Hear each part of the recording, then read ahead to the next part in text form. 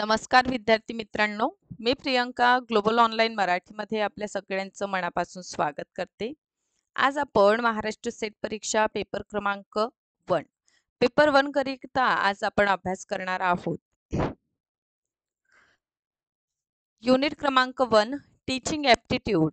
Teaching aptitude ही जी आपली unit आहे एक्झामिनेशनसाठी अत्यंत महत्त्वपूर्ण आहे, कारण टोटल 10 मार्क्स जे आहे आपले डिपेंड करतात टीचिंग ॲप्टिट्यूड या युनिटवर. आणि आज आपण एक महत्त्वपूर्ण पाठ अभ्यास करणार आहोत. ब्लूम वर्गीकरण, ब्लूमचं क्लासिफिकेशन, कशा प्रकारे त्यांनी वर्गीकरण केलेलं आहे. त्यामध्ये ज्ञानाचे त्यांनी क्षेत्र सांगितलेले आहे. कशा पद्धतीने नॉलेज जे आहे, आता बघा ब्लूम टेक्सॉनॉमी याचा आता अभ्यास करणं का महत्त्वाचं आहे? कारण आपण जेव्हा लेव्हल ऑफ टीचिंगचा अभ्यास करीत असतो, सो लेव्हल ऑफ टीचिंगचा अर्धा भाग आपल्याला ब्लूम टेक्सॉनॉमी यामध्येच कव्हर होताना दिसून येतात. त्यामुळे सर्वप्रथम आपण ब्लूमचं वर्गीकरणाचा अभ्यास करणार आहोत आणि या ब्लूमच्या वर्गीकरणाच्या आधारे आपण लेव्हल ऑफ टीचिंगचा अभ्यास करूया.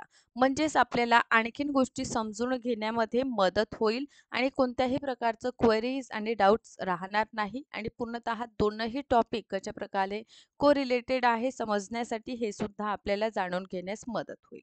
सो हा आपला लेक्चर क्रमांक 2 आहे. यापूर्वी आपलं फर्स्ट सेशन टीचिंग ॲप्टिट्यूडवर आधारित झालेलं आहे, ज्यामध्ये डिटेलमध्ये आपण टीचिंग काय आहे आणि व्हेरिएबल्स ऑफ टीचिंग याबद्दल जाणून घेतलेला आहे. महाराष्ट्र सेट परीक्षा या वर्षीची एक्झाम म्हणजे 7 एप्रिल 2024 ची एक्झामिनेशन टार्गेट करीत असणाऱ्या विद्यार्थ्यांसाठी कंप्लीट 15 डेज क्रॅश कोर्स सुद्धा अवेलेबल आहे. या 50 दिवसीय क्रॅश कोर्समध्ये आपल्याला डेली बेसिसवर 4 व्हिडिओ लेक्चर्स मिळतात, ज्यामध्ये एक व्हिडिओ लेक्चर्स आपल्याला 5 वाजता, दुसरा टीचिंग ॲप्टिट्यूडचा 6 ला मिळतो. आपल्याला 7 PM ला DI वर आधारित प्रॅक्टिस होत असते आणि 9 वाजता आपल्या परत MCQ प्रॅक्टिस होते. तर अशा प्रकारे लाईव्ह लेक्चरचं शेड्यूल आहे. रिकॉर्डेड फॉर्ममध्ये व्हिडिओ लेक्चर्स अवेलेबल आहे. फुल सिलेबस नोट्स आहे. यामध्ये आपल्याला क्लासच्या PDF सुद्धा अवेलेबल आहे.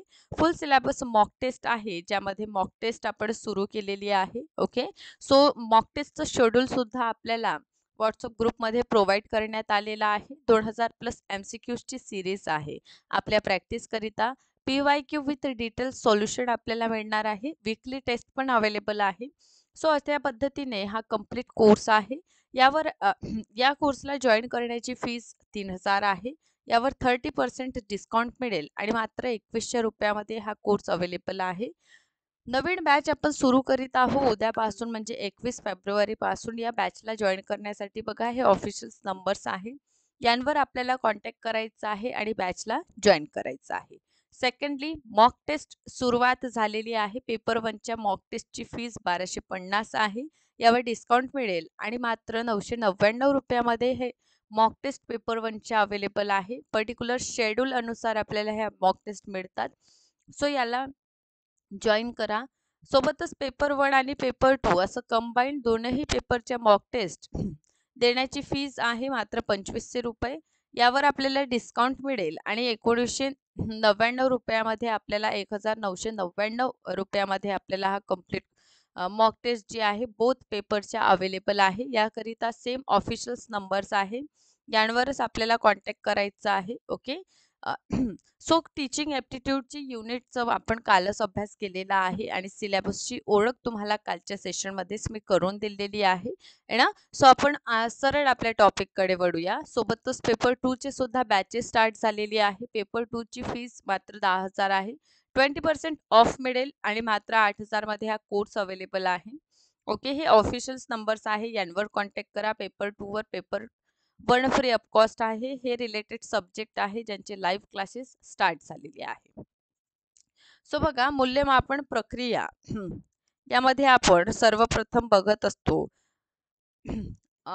काय आहे. अमेरिकन मानवशास्त्रज्ञ डॉक्टर बेंजामिन ब्लूम यांनी मूल्यमापन तंत्रांची 1948 मध्ये मांडणी केलेली आपल्याला दिसून येते आणि या मांडणीमध्ये म्हणूनच मूल्यमापन पद्धतीचे इव्हॅल्युएशन आपलं दिसून येतं. याचं जनक ब्लूम यांना म्हटलं गेलेलं आहे. ओके, सो यामध्ये एक्झॅक्टली आहे का, ठीक आहे. तर बघा ब्लूम टेक्सॉनॉमी यामध्ये आपण काय बघतो की शिक्षा जे आहे त्या त्यामध्ये शिकण्याचे उद्देशांचं जे वर्गीकरण आहे ते ब्लूम टेक्सॉनॉमीमध्ये दिलेलं आहे. ठीक आहे. त्याचं जे वर्गीकरण आहे डॉक्टर बेंजामिन ब्लूम यांनी केलेलं आहे. ओके, यांचं बुक आहे. या बुकमध्ये त्यांनी टेक्सॉनॉमी ऑफ एज्युकेशन ऑब्जेक्टिव्ह नावाचं यांचं बुक आहे. या बुकमध्ये त्यांनी वर्गीकरण केलेलं आहे. ओके. सो बेंजामिन ब्लूम यांनी शैक्षणिक उद्दिष्टे, आता बघा एज्युकेशन जे आहे त्याच्या अंतर्गत आपल्या शिकण्याच्या काहीतरी उद्देश आहे ना. सो ह्या शिकण्याची जी उद्दिष्ट आहे ज्यामध्ये बोधात्मक, भावात्मक उद्देश आणि क्रियात्मक उद्देश अशा प्रकारचं वर्गीकरण आपल्याला यामध्ये दिसून येतं. या तीनही क्षेत्रातील उद्दिष्टे त्यांनी चढत्या क्रमाने मांडलेली आहे. आता बघा चढत्या क्रमाने म्हणजे काय, तर यांनी मूल्यमापनांच्या उद्दिष्टांचे वर्गीकरण केलेले आहे. ठीक आहे. आता हा जो वर्गीकरण आहे यामध्ये आपण बोधात्मक क्षेत्र, भावनात्मक क्षेत्र आहे ना, क्रियात्मक क्षेत्र अशा प्रकारे आपण याचा अभ्यास जे आहे ते करीत असतो. Okay. So overall Bloom taxonomy मध्ये आपल्याला काय बघायचं आहे, तीन क्षेत्रांचा अभ्यास करायचा आहे. ठीक आहे. पहिला म्हणजे बोधात्मक क्षेत्र, दुसरा म्हणजे भावात्मक आणि तिसरा म्हणजे क्रियात्मक. सो अशा प्रकारे ब्लूम टेक्सोनॉमी मध्ये आपल्याला दिसून येते. बरं, आता इतकं तुम्हाला कळलेलं आहे की पूर्णतः आपण काय बघितलं की शिकण्याचे उद्दिष्ट जे आहे शिकण्याचे, ठीक आहे. सो शिकण्याचे उद्देश यांचे वर्गीकरण केलेले आहे. कोणी केलेले आहे, तर ब्लूम यांनी.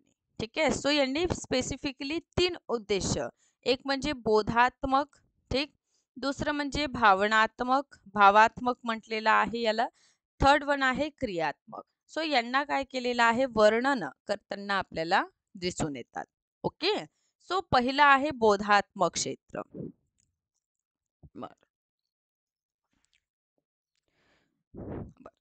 सो इथे बघा थोडा आणखीन याला क्लिअर करून घेऊया. बघा, कोणत्याही व्यक्तींचे किंवा कोणत्याही स्टुडंटला जर शिकायचं आहे, ठीक आहे. सो हे शिकण्याचे त्यांचे पर्टिक्युलर आपण काय बघतो, तीन पक्ष बघतो. ठीक आहे. सो हे तीन पक्ष कोणते आहे, पहिला पक्ष म्हणजे ज्ञान, ठीक आहे, यालाच बोध असं म्हणतात. ठीक.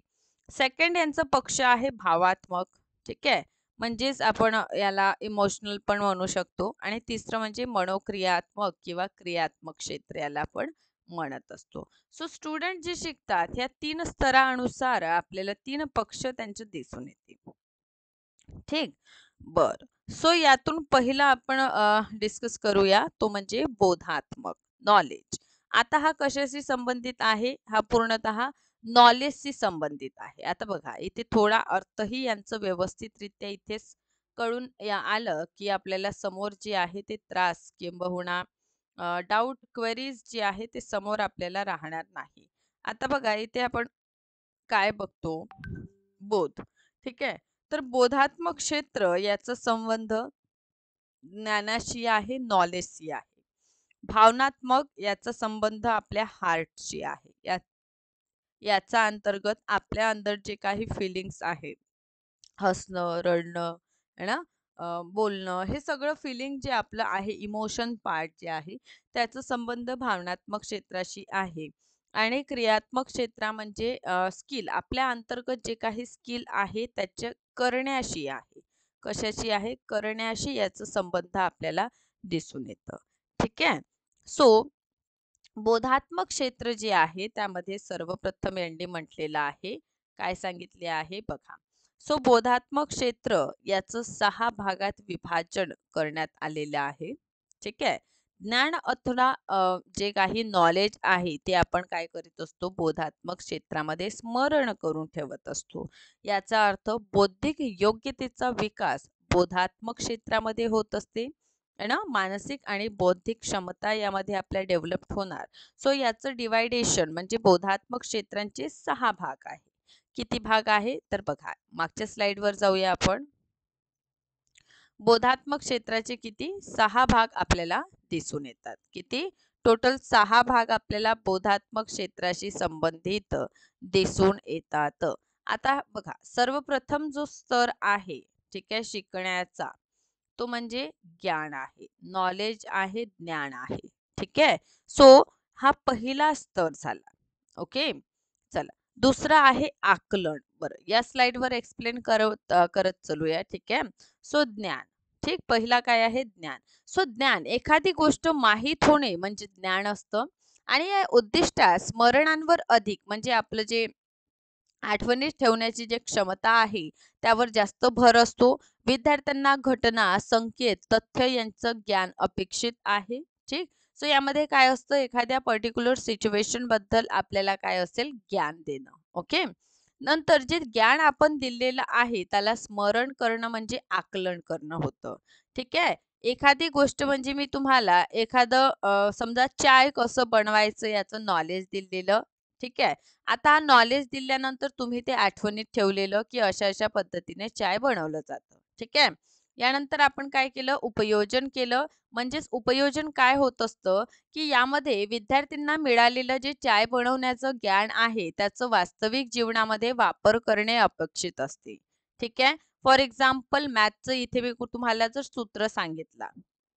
ठीक आहे. घ्या. आपण एक n+1 असा आपण एक फॉर्म्युला तुम्हाला सांगितलं. तुम्ही तो n+1 जो फॉर्म्युला आहे तो आठवणीत ठेवलेला. आठवणीत ठेवल्यानंतर n+1 याला तुम्ही अप्लाय केलेलं इथे. ठीक आहे. त्यानंतरचं स्टेप काय असतं, विश्लेषण करणं. जे तुम्ही चाय, कॉफी जे पण बनवली आहे. ठीक आहे. आपले 3 स्टेप झालेले आहे. समोरचं आपण बघत आहोत. तर आपण जे काही फॉर्म्युला किंवा चाय जे आपण बनवलेलं आहे. ठीक आहे. सो ते आपण विश्लेषण करून बघणार, विविध पैलू आपण बरोबर टाकलेला आहे का. ठीक आहे. बरं, यानंतर आपण काय करणार, संश्लेषण करणार. संश्लेषणामध्ये विशेष केलेल्या बाबींचे एकत्रित करून निष्कर्ष आपण काढतो. निष्कर्ष म्हणजे काय, नेमके कारण किंवा जे काही रिझन्स आहे आपण कशा पद्धतीने बनवलेला आहे. ठीक आहे. तर आपल्याला ते योग्यरित्या बनवता आलं का, हे आपण संश्लेषणामध्ये जाणून घेत असतो. आणि सरतेशेवटी आपला मूल्यमापन, आपण जे चाय बनवलेला आहे ते योग्यरित्या बनलेला आहे का, हे आपण इथे पाहतो आणि हो आणि नाही असं अपेक्षित असते. सो अशा प्रकारे टोटल आपण ज्ञानात्मक क्षेत्र म्हणजे आपलं जे बोध आहे. ओके. सो जे आपलं बोधात्मक क्षेत्र आहे, या बोधात्मक क्षेत्राच्या टोटल 6 पक्ष आपण पाहतो. ठीक आहे. सो हे 6 पक्ष म्हणजे कोणते आहे बघा. ठीक. सो ब्लूम टेक्सोनॉमीचे 3 पक्ष. फर्स्ट ऑफ ऑल किती आहे, 3 पक्ष आहे. ठीक आहे. पहिलं बोधात्मक, दुसरं अं, बोधात्मक आहे.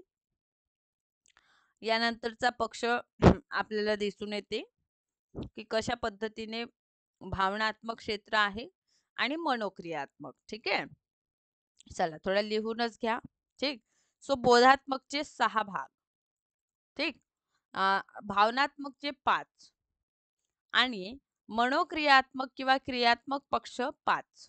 ठीक. ज्यामध्ये आपण बोधात्मकचे 6 पक्ष बघतो, ज्यामध्ये सर्वप्रथम कोणत्याही वस्तूचं ज्ञान देणे. आणि ज्ञान दिल्यानंतर तो ज्ञान आपण काय करीत असतो, रिस्मरण म्हणजे स्मरण करून पाहत असतो. आणि जेव्हा आपण त्याला स्मरण करून बघितलेलं आहे, स्मरण करून झाल्यानंतर त्याचं उपयोजन आपण करीत असतो. आहे ना. हां, म्हणजे त्याला चहा बनवण्याचा प्रयत्न करणार. मग त्या चहामध्ये आपण काय करणार, जे गोष्टी आपल्याला सांगितल्या आहे ते आपण ॲड करणार. ॲड केल्यानंतर ते योग्यरित्या केलं की नाही हे बघणं म्हणजे संश्लेषण होत असते. आणि संश्लेषण झालं की आपलं चाय योग्यरित्या बनलेलं आहे. म्हणजेच आपण मूल्यांकन केलेलं. सो अशा प्रकारे 6 पक्ष आपल्याला या अंतर्गत पाहायला भेटतात. ठीक आहे. सो हा क्लिअर झालेला आहे की बोधात्मक क्षेत्रामध्ये सर्वप्रथम ज्ञान आहे. ठीक. त्यानंतरचं आकलन आहे म्हणजे ज्ञान दिलेलं, मग त्याला आपण स्मरण केलेलं, मग त्यावर उपयोजन केलं आणि अप्लाय केलं रिअल लाईफमध्ये. त्यानंतर आपण विश्लेषण केलेलं आहे, सगळं ॲड केलं. ॲड केल्यानंतर योग्यरित्या झालं की नाही हे बघणे म्हणजे संश्लेषण आहे. आणि 6 आहे मूल्यमापन, त्याचं इव्हॅल्युएशन करणं की सगळेच घटक जे आपण ऍड केलेले आहे ते योग्यरित्या केले की नाही हे पाहणे आहे. ठीक आहे. यानंतरचं क्षेत्र म्हणजे भावात्मक क्षेत्र आहे ना. सो भावात्मक क्षेत्र याचा संबंध भावनाशी आहे. कशाशी आहे? भावना, आपल्या अंतर्गत असणाऱ्या जे भावना आहे यांच्याशी यांचा संबंध आपल्याला दिसून येते. ठीक आहे. ज्ञान, स्मरण, प्रयोग, विश्लेषण, संश्लेषण, मूल्यांकन हे स्टेप झाले आपले बोधात्मक क्षेत्रांचे. ठीक आहे. चला, नंतर आपण भावनात्मक. भावनात्मक यांचा संबंध हार्ट म्हणजे आपल्या अंतर्गत असणारे फिलिंग्स, आपले जीवन मूल्य या सगळ्या गोष्टींचं याच्याशी संबंध आपल्याला दिसून येतात. ओके. सो यामध्ये काय आहे? अवधान आहे, अभिरुची आहे. आता बघा, यामध्ये आपण काय बघतो? अवधान, यात विद्यार्थी एखाद्या बाबीकडे विशेष लक्ष देते. ठीक. अभिरुची, या उद्दिष्टात प्रतिसाद असेही म्हणतात. अभिरुचीमध्ये विद्यार्थी घटनांपैकी विशेष बाबींची निवड करून त्याकडे लक्ष देतो. फॉर एक्झाम्पल, विद्यार्थी नाण्यांचा संग्रह करतो, किंबहुना पोस्टांची तिकीट जमा करतो, ऐतिहासिक स्थळांना भेट देतो. यामध्ये अवधान हा पहिला स्टेप झाला. अवधान म्हणजे काय? पर्टिक्युलर जे काही घटना आहे, बाबी आहे, यावर लक्ष देणे. ठीक आहे. आणि हे लक्ष दिल्यानंतर आपण काय बघतो? अभिरुची म्हणजे विद्यार्थ्यांचं इंटरेस्ट बघते. कशामध्ये आहे? नाण्या जमा करण्यामध्ये, पोस्टाची तिकिटे लावण्यामध्ये, ऐतिहासिक स्थळांना म्हणजे फिरण्यामध्ये त्यांना काय आहे? इंटरेस्ट आहे. यानंतर मूल्य निर्णय म्हणजे मूल्य निर्णय हे अनेकविध बाबी कशाची निवड करावी याचा प्राधान्यक्रम या उद्दिष्टांमध्ये ठरविला जातो. है ना. म्हणजे ओके, म्हणजे आपण काय करतो? मूल्य निर्णय अनेकविध बाबीशी कशाची निवड करावी म्हणजे आपण जे काही इंटरेस्ट आहे यामधून आपण कशाचं निवड करतो हे तिसरं बाब ठरवत असते. ठीक आहे. व्हॅल्यू डिसिजन, आपण काय निर्णय घेतो. यानंतर मूल्य संघटन, ऑर्गनायझेशन ऑफ व्हॅल्यू म्हणजे विशिष्ट मूल्य स्वीकारल्यानंतर आपण निवड केली, आपण विशिष्ट मूल्यांची म्हणजे घटनांची निवड करून घेतली, त्यानंतर आपण इतर मूल्ये निवडली जातात. ठीक आहे. आणि मूल्य समूह, मूल्य समूह या उद्दिष्टांमध्ये विद्यार्थी आपल्या जीवनामध्ये मूल्य टिकवून ठेवतो. म्हणजे जे आपण इंटरेस्ट जागृत केला आहे आपल्या अंतर्गत, ठीक आहे, त्याला आपण कितपत टिकवून ठेवण्यात यशस्वी होतो. सो अशा प्रकारे आपण काय बघतो? ठीक आहे. अशा प्रकारे आपण काय बघत असतो. ओके.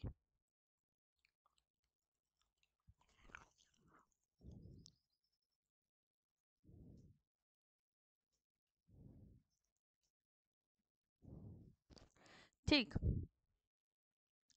सो अशा पद्धतीने आपण बघत असतो आपला टॉपिक. ठीक. ज्याला भावनात्मक म्हणजे हे रिलेटिव्ह आहे आपल्या भावनाशी. आता भावनाचं जर रिलेशन आहे तर आपण काय करतो? एखादी गोष्ट अनुकरण करतो. अनुकरण केल्यानंतर आपण त्याला काय करणार आहे बघा. अवधान लावलं, विशेष लक्ष दिलं, मग आपली अभिरुची इंटरेस्ट अनुसार आपण बघितलं, मूल्य निर्णय डिसिजन घेतलेलं आणि त्या डिसिजन अनुसार आपण मूल्य निवडलेली आणि सरतेशेवटी मूल्य समूह आपल्याला दिसून येते. सो अशा प्रकारे ब्लूम टेक्सॉनॉमी यामध्ये आपण काय बघत असतो की पहिला बोधात्मकचे 6 पक्ष आहेत. ठीक आहे. त्यानंतर आपण भावनात्मक बघितलं, तर भावनात्मकचे 5 पक्षांचा आपण अभ्यास करीत असतो. ओके. यानंतर क्रियात्मक क्षेत्र आहे. आता क्रियात्मक याचा संबंध आपल्या अंतर्गत असलेले कौशल्य ते करणे याच्याशी आहे. स्किल आहे ना. प्रॅक्टिकल पहा, स्किल काय आहे? त्याला करून पाहणे हे आवश्यक आहे. है ना. जेव्हा आपण क्रियांचा विचार करीत असतो तर आपण एखादी क्रिया करून पाहत असतो. है ना. फक्त इमॅजिन करतो का? नाही, ते आपण प्रत्यक्षात काय करत असतो? करून बघत असतो.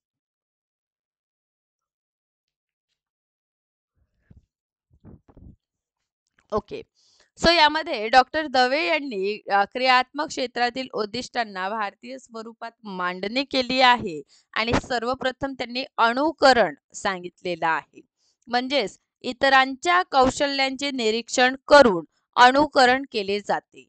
म्हणजे समजा फॉर एक्झाम्पल हा झाला आपला पहिला अनुकरणाचा स्टेप. ठीक आहे. आपण काय केलं, अनुकरण केलं.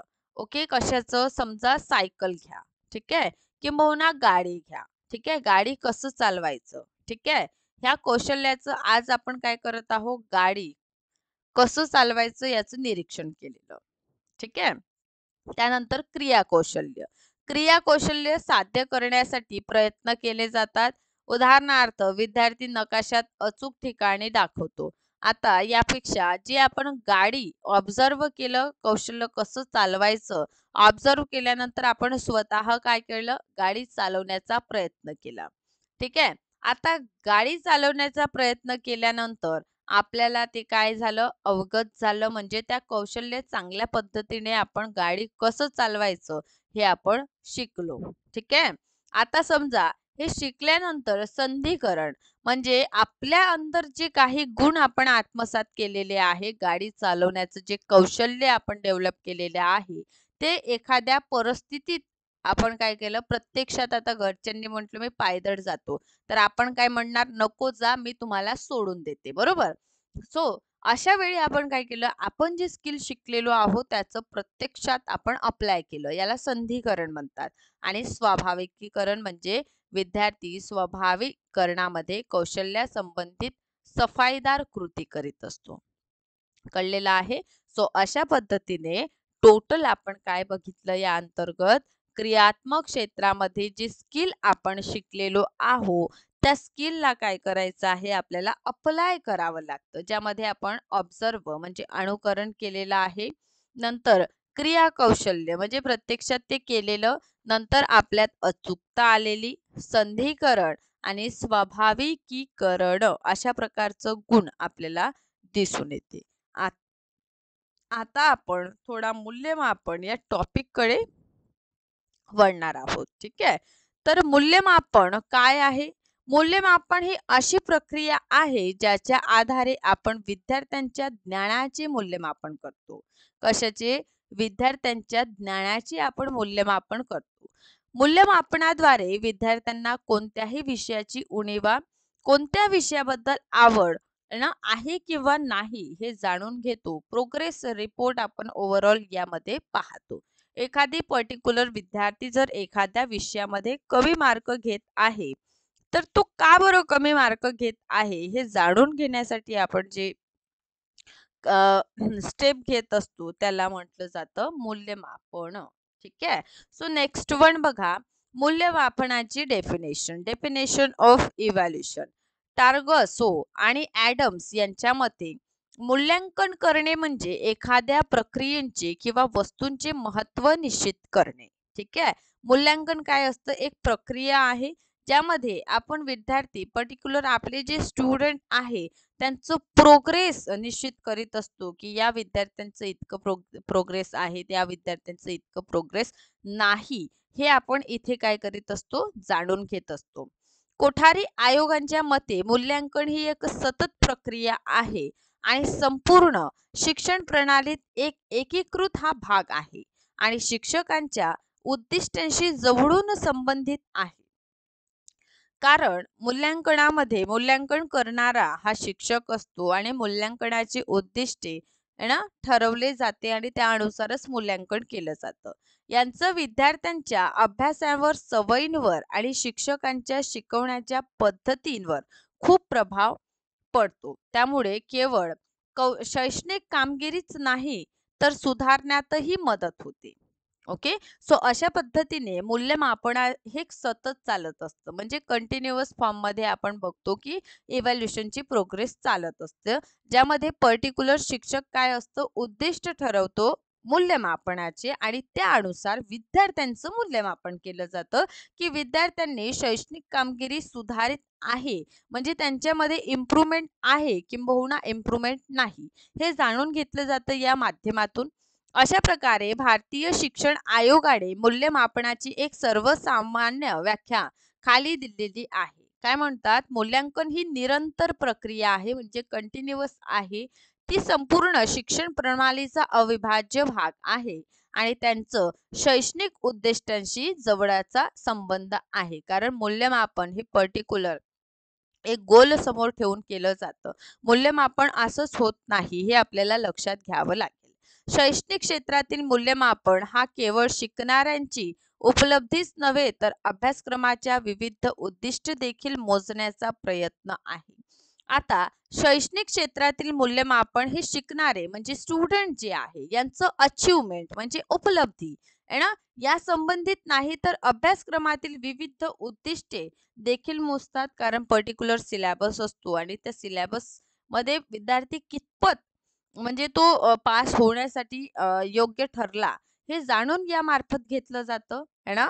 चला देन मूल्यमापनाची उद्दिष्टे ऑब्जेक्टिव्ह ऑफ इव्हॅल्युएशन. मूल्यांकन सर्व विद्यार्थ्यांच्या शैक्षणिक कामगिरीची पातळी निर्धारित करते. इव्हॅल्युएशन काय करत असतं, विद्यार्थ्यांचं प्रोग्रेस अचिव्हमेंट जे आहे ते निर्धारित करतं. मूल्यमापन प्रणालीचा वापर विद्यार्थ्यांना शैक्षणिक कामगिरीच्या आधारे मार्गदर्शन आणि समुपदेशन काउन्सिलिंग जे आहे ते प्रदान करते. सोबतच विद्यार्थ्यांची निवड, वर्गीकरण, पदोन्नती, समजा हा हुशार विद्यार्थी आहे, first rank, second rank, third rank, सोबतच हे ॲव्हरेज स्टुडंट आहे हे दर्शवण्यासाठी मूल्यमापन केलं जातं. विद्यार्थ्यांच्या अपयशांचे कारणे शोधून त्यावर उपाययोजना करण्यासाठी सुद्धा मूल्यमापन आवश्यक आहे. कारण आपण कालच बघितलं निदानात्मक कार्य, उपचारात्मक कार्य आणि मूल्यांकन. बरोबर आहे. सो मूल्यांकनामध्ये आपण काय करत असतो, विद्यार्थ्यां जर पर्टिक्युलर विषयामध्ये यश मिळवण्यासाठी अपयश जर विद्यार्थ्यांना येत आहे तर ते का बरं, आणि त्याच्यावर उपाय आपण त्या माध्यमातून शोधण्याचा प्रयत्न करीत असतो. गुणवत्तेच्या आधारावर विद्यार्थ्यांना पुरस्कार, शिष्यवृत्ती दिली जातं आणि गुणवत्तेच्या आधारावर पुरस्कार, शिष्यवृत्ती विद्यार्थ्यांना प्रोव्हाइड होतं. अध्यापन पद्धती सुधारण्यासाठी वेळोवेळी केलेले मूल्यमापन प्रभावी आणि परिणामभिमुख स्थिती प्राप्त करण्यासाठी आवश्यक आहेत. ओके. सो मूल्यांकनाचे इम्पॉर्टन्स आपल्याला दिसून येते की इम्पॉर्टन्स ऑफ इव्हॅल्युएशन. मूल्यांकन ही सतत चालणारी प्रक्रिया आहे. Evaluation is a continuous process. मूल्यमापन ही एक सर्वसमावेशक प्रणाली आहे जी विद्यार्थ्यांच्या वर्तमानातील 3 पैलूंमधील बदल निर्धारित करते. आता हे 3 क्षेत्र म्हणजे एक म्हणजे बोधात्मक, एक म्हणजे भावनात्मक आणि तिसरं म्हणजे क्रियात्मक क्षेत्र जे आहे ना त्याविषयी विचार करतं. कारण पर्टिक्युलर जर ज्ञान आपण देत आहोत तर त्याचं कितपत विद्यार्थ्यांनी वापर केलेला आहे ना, किंवा कितपत त्यांना फायदा स्मरण ठेवण्यात ते कितपत यशस्वी आहे हे जाणून घेण्याची प्रक्रिया म्हणजे मूल्यमापन असते. सो सामाजिक उद्दिष्टे आणि गरजानुसार शिक्षण निश्चित केले जाते. मूलभूत शिक्षण मूल्यमापन प्रणाली ही वस्तुनिष्ठ निश्चित प्रणाली आहे. ऑब्जेक्टिव्ह आहे हे पूर्वनिर्धारित उद्दिष्टांची प्राप्ती आणि प्राप्तींचे मूल्यांकन करते. म्हणजे आपण मूल्यांकन जे आहे ना ते विशिष्ट उद्दिष्ट प्राप्तीसाठी करताना आपल्याला दिसून येते. म्हणजे आपण म्हणू शकतो की मूल्यांकनाच्या प्रक्रियेमध्ये विशिष्ट मूल्य असतात, उद्दिष्टे असतात आणि त्या आधारावरच विद्यार्थ्यांचं मूल्यमापन केलं जातं. मूल्यांकन एक आत्मनिर्भर निर हं. मूल्यांकन एक आत्मनिर्णय प्रक्रिया आहे ज्याच्याद्वारे ही शिक्षण संबंधित विधी शिकणे, अनुभवानुसार प्रभावशीलता इत्यादी विषयांमध्ये निर्णय घेण्याची क्षमता योग्य आहे. ओके. मूल्यमापन प्रणाली विद्यार्थी केंद्रित क्रियाकलापांचे मूल्यमापन करते, ज्या अंतर्गत पूर्वनिर्धारित उद्दिष्टांच्या आधारे विद्यार्थ्यांमध्ये अपेक्षित बदल झाला आहे की नाही हे शोधले जाते. ठीक आहे. सो मूल्यमापन प्रणाली हे विद्यार्थी केंद्रित असते. कारण या पर्टिक्युलर या प्रोसेसमध्ये आपण विद्यार्थीला केंद्रबिंदू ठेवतो. त्याचं प्रोग्रेस, त्याचं अचिव्हमेंट, त्याचं फेलियर या सगळ्या गोष्टींबद्दल आपण काय करीत असतो, निर्णय देत असतो. ठीक आहे. सो या विद्यार्थ्यांच्या प्रोग्रेस रिपोर्टमध्ये अपेक्षित बदल झाला आहे किंबहुना बदल झालेला नाही हे जाणून घेण्यासाठी आपण इव्हॅल्युएशन करीत असतो है ना. चला. सो समोर बघा, मूल्यमापन ही सहकारी प्रक्रिया आहे. या माध्यमातून मूल्यमापनाच्या विद्यार्थ्यांची कमकुवतता म्हणजे जे काही समजा त्यांचे लू फॉल्स आहे, वीक पॉइंट आहे आणि त्यांचं स्ट्रॉंग पॉइंट्स हे दोनही जाणून घेण्यामध्ये आपल्याला मदत होते. येथे विद्यार्थ्यांना अधिक प्रयत्न करण्यास प्रवृत्त करते. मूल्यमापन विद्यार्थ्यांना उत्कृष्ट परिणाम मिळवण्यासाठी आणि त्यांचे प्रयत्न तीव्र करण्यामध्ये मदत करते. आता मूल्यमापनाचे प्रकार बघा. टाइप्स ऑफ इव्हॅल्युएशन यामध्ये प्लेसमेंट असेसमेंट आहे किंवा इव्हॅल्युएशन आहे. एक आहे संरचनात्मक मूल्यांकन, तिसरा आहे समेटिव्ह इव्हॅल्युएशन आणि डी आहे चौथा आहे आपलं निदानात्मक परीक्षण किंवा मूल्यमापन, डायग्नोस्टिक याला म्हणतात. प्लेसमेंट, संरचनात्मक, त्यानंतर समेटिव्ह आणि निदानात्मक चारही प्रश्न विचारतात. यातून डायरेक्ट तुम्हाला एक एक्झाम्पल दिलेलं असतं आणि त्याला सांगावं लागतं हे कोणत्या प्रकारचं इव्हॅल्युएशन आहे किंवा असेसमेंट आहे. ठीक आहे. सो प्लेसमेंट बघा, हे विद्यार्थ्यांचे असलेले ज्ञान आणि कौशल्य ठरवते. म्हणजे हे अध्यापनाच्या सुरुवातीला होणार. समजा तुम्हाला कोणत्याही मध्ये कुठे जर ऍडमिशन घ्यायची आहे तर त्यासाठी एंट्रन्स एक्झाम लागते. एंट्रन्स एक्झाम ही विद्यार्थ्यांचं पूर्व नॉलेज चेक करण्यासाठी घेतलं जातं. म्हणजेच प्लेसमेंट इव्हॅल्युएशन याचा संबंध एंट्रन्स एक्झाम किंवा आपल्याला असलेले पूर्व ज्ञानाशी प्लेसमेंट मूल्यांकनाचा संबंध आहे ना. सो एखाद्या अभ्यासक्रमात किंवा विषयासाठी विद्यार्थ्यांची योग्यता तपासणे. विविध प्रकारच्या एंट्रन्स एक्झाम होत असतात. ठीक आहे. सो याचा उद्देश काय असतो तर विद्यार्थ्यांनी कुठपर्यंत प्रोग्रेस केलं आहे हे जाणून घेण्यासाठी यामध्ये विविध प्रवेश परीक्षा घेतल्या जातात. ऑब्व्हियसली पूर्व चाचणी जर आपल्याला करून घ्यायचं आहे तर त्यासाठी एंट्रन्स एक्झाम लागेल. यानंतर आहे फॉर्मेटिव्ह आहे ना. तो याला संरचनात्मक मूल्यांकन म्हणतात. जेव्हा शिक्षण कार्यक्रमाची गती चालू असते त्याच वेळी हे केलं जातं. हे प्रोग्राम महत्व जाणून घेण्यात लक्ष केंद्रित करते. विद्यार्थ्यांच्या शिकण्याची उद्दिष्टे साध्य करण्यात यश किंवा अयशस्वी झाल्याचा अभिप्राय यामध्ये दिलं जातं. ठीक आहे. अध्यापनाशी संबंधित चुका सुधारण्यासाठी हे आवश्यक आहे. ठीक. अभ्यासक्रमाचा कालावधीत हे केले जाते. म्हणजे पर्टिक्युलर हे समजा आपलं जे काही सेशन्स आहे त्यांच्या मध्यभागी केलं जातं. ठीक आहे. म्हणजे सतत म्हणजे 2-2 महिन्यांनी घटक चाचणी, युनिट टेस्ट या माध्यमातून. ठीक आहे. बरं. यानंतर यामध्ये बघा. ओके. हां, यामध्ये क्विज, युनिट टेस्ट आपल्या धडा चॅप्टर शिकवल्यानंतर टेस्ट होते. सो एक क्लासमध्ये आपण म्हणू शकतो की पर्टिक्युलर आपण वीकली जे टेस्ट होतात किंबहुना जे मंथली टेस्ट होतात म्हणजे सतत होतात. तर याला सतत म्हणजे टेस्ट फॉर्मेटिव्हला सतत इव्हॅल्युएशन असं सुद्धा म्हटलं जातं. म्हणजे सतत होत असतं ते. ठीक आहे. कॉग्नेटिव्ह बघा यामध्ये कारण शोधलं जातं. ठीक आहे. बरं. याला बघा निदान मूल्यमापन जे आहे कधीही केले जाते. स्व मूल्यांकन एक पाऊल पुढे विद्यार्थ्यांच्या शिक्षणाची उद्दिष्ट पूर्ण करत आहे की नाही हे संरचनात्मक ठरवते. ज्यामध्ये विद्यार्थ्यांना शिकण्याशी संबंधित समस्यांचे निराकरण. आता बघा समजा एखादी पर्टिक्युलर विद्यार्थी गणित या विषयामध्ये 80 मार्क घेतो. ठीक आहे. पण मराठी या विषयामध्ये त्याला 20च मार्क आहे. ठीक आहे. सो हा का बरं एखाद्या विषयामध्ये मागे आहे? तर हे मागे असण्याचे कारण आपण कुठे शोधतो तर निदानात्मक कार्यामध्ये शोधत असतो किंवा निदानात्मक मूल्यांकनामध्ये अशा प्रकारचं रिझन, समस्या, कारण जे आहे ते शोधले जाते. ठीक आहे. चला. सो अभ्यासात नापास झालेल्या विद्यार्थ्यांच्या अपयशांची कारणे शोधणे याला निदान मूल्यमापन म्हणतात. ठीक आहे. सोबतच समेटिव्ह आहे. समेटिव्ह इव्हॅल्युएशन हे एंड ऑफ द सेशन होत असतं. End of session. ठीक आहे. अंतिम. ठीक आहे. बर. क्रियाकलाप म्हणजे जे काही ऍक्टिव्हिटीज आहे त्यांच्या शेवटी हे केलं जातं. हे मूल्यमापन परिणाम म्हणजे पास आहो की फेल आहो हेच केंद्रित असतं. ठीक आहे. सारांशात्मक मूल्यमापनामध्ये तोंडी अहवाल, प्रकल्प, लेखी परीक्षा आणि शिक्षण प्रवृत्त विधींचा समावेश होतो. विद्यार्थी शिक्षणाचे उद्दिष्ट किती चांगल्या पद्धतीने पूर्ण करतात यातून दिसून येते.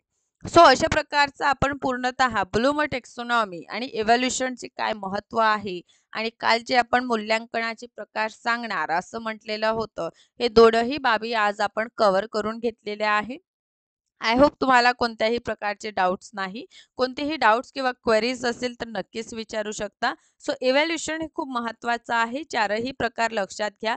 कोणतं एंड ऑफ सेशन केलं जातं, कोणतं मध्यभागी करतात, कोणत्यामध्ये कारणे शोधली जाते आणि कोणतं पूर्व नॉलेजसाठी केलं जातं. ओके. सो अशा प्रकारे आजच्या सेशनमध्ये आपण महत्त्वपूर्ण पार्ट कव्हर केलेला आहे. नेक्स्ट सेशनमध्ये भेटूया. तोपर्यंत जर आपण आतापर्यंत मॉक टेस्ट अभ्यास केलेला नाही किंवा जॉईन झालेले नाही तर नक्कीच जॉईन करा, जेणेकरून 7 एप्रिल 2024च्या एक्झामिनेशनमध्ये आपल्याला याचा फायदा होईल. Thank you so much.